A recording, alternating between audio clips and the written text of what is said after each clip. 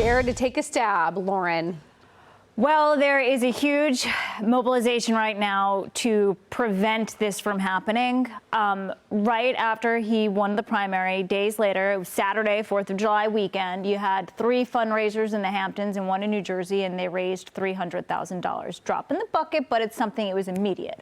I spoke to a broker who said, well, shock results, Mamdani won, I lost 2 deals. I hope they come out, but people are already scared. He does hope they come back. Last night, there was another fundraiser for Eric Adams, so Mamdani does not win.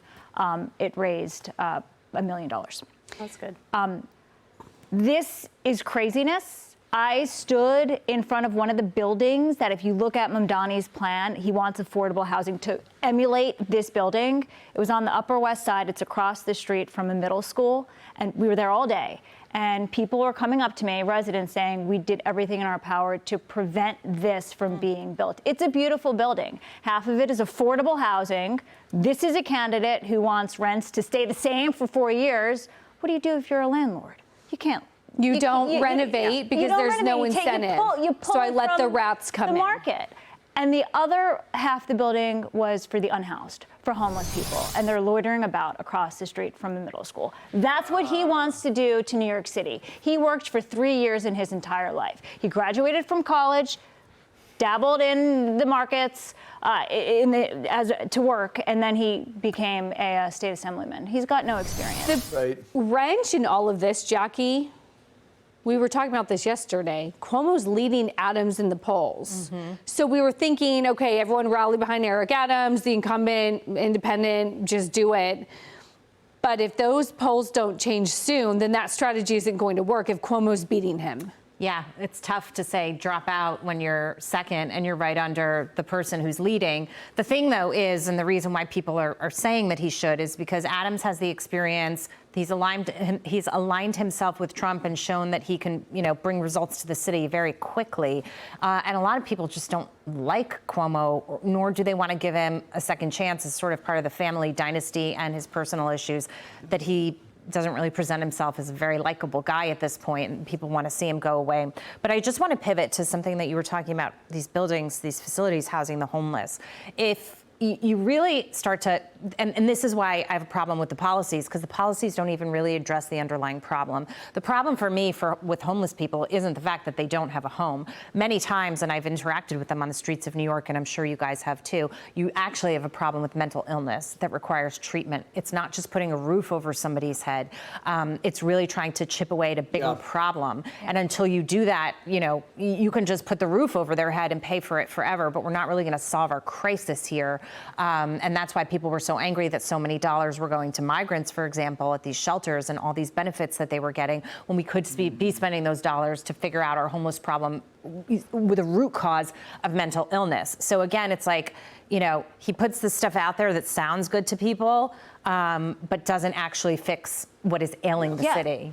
And if you're 26, that sounds great. But if you're 46, as we were saying in the break, and you have a family, even if you're liberal, those policies just don't work for your safety and maybe the security 26-year-olds should also. take a field trip to a communist country and really grasp. That was a TikTok meme, right? They said send them to a communist country, those voters, and see how they do. To a government-run grocery store and see how they like it. They already have an answer for that, though. They always say, yeah, but that's different. That's not what we're doing. We're doing this thing. That was a new building that you were looking at? Yeah, it was relatively new. See, the greatest enemy to the plans of somebody like Mamdani is time. Because they always point to the newest thing, like they just cut the ribbon on this and look how shiny it is. Give it 10 years, right? And 10 years go by and it's failed, but then the next one says, but we're going to do it different than that. They didn't really do it the right way. We're going to do it a different way. He's like the kid who comes into because I taught freshman economics for years. He's like a kid who walks into a freshman economics class and they're ambitious and smart and they're like, I know how to fix the world. We gotta give stuff to people who need it. That's Marx, right? And the whole point of an economics class, almost the whole point, is to teach people to stop thinking about where stuff goes and teach them about where it comes from. Here's the problem, though. You are the one that on this set told me AOC has an economics background.